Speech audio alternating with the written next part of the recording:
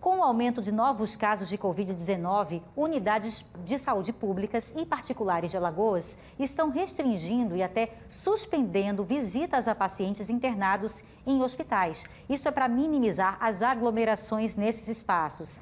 Mas como é que fica sendo que existe a lei do acompanhamento no caso das gestantes? O Alan Garcia mostra a partir de agora. A Secretaria de Estado de Saúde determinou que está proibida a visita às unidades de pronto atendimento aqui no estado, que são as UPAs, e recomendou para que os hospitais particulares também seguissem essa mesma ordem.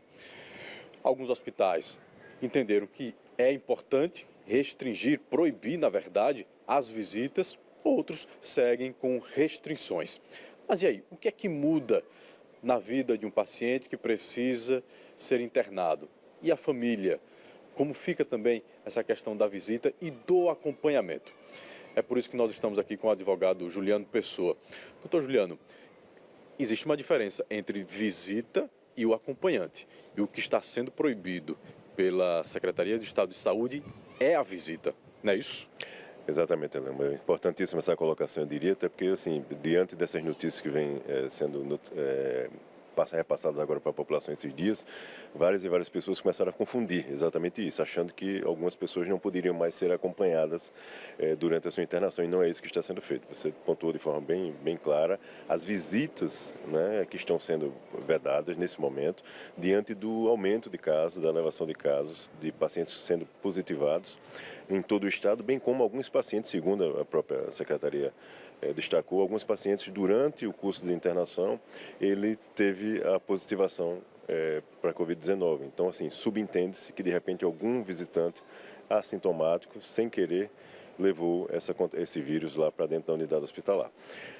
Em relação ao acompanhante, que é uma preocupação grande de algumas pessoas, existem alguns grupos, né, que têm, por lei federal, por legislação, resguardado o seu direito de estar ali durante o seu período de internação com acompanhante, como, por exemplo, gestantes, não só durante o período de internação, mas durante o procedimento de parto e toda a realização, antes do parto, durante o parto e pós-parto, idosos, pessoas com deficiência, crianças e adolescentes. Então, ou seja, existem alguns grupos sensíveis, vamos dizer assim, que necessariamente necessitam de um acompanhante durante todo o período de internação.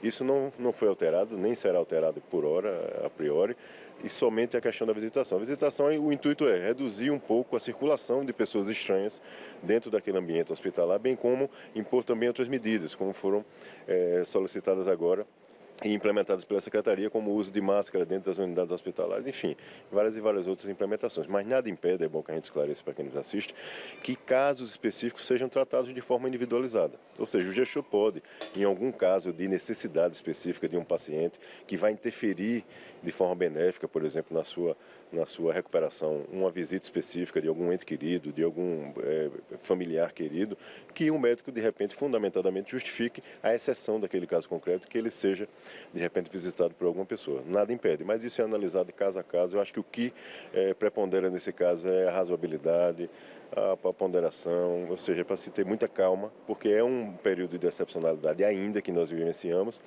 e é importante que, de fato, a gente ouça a voz da ciência, dos técnicos, dos médicos que estão no dia a dia ali lidando com essas pessoas.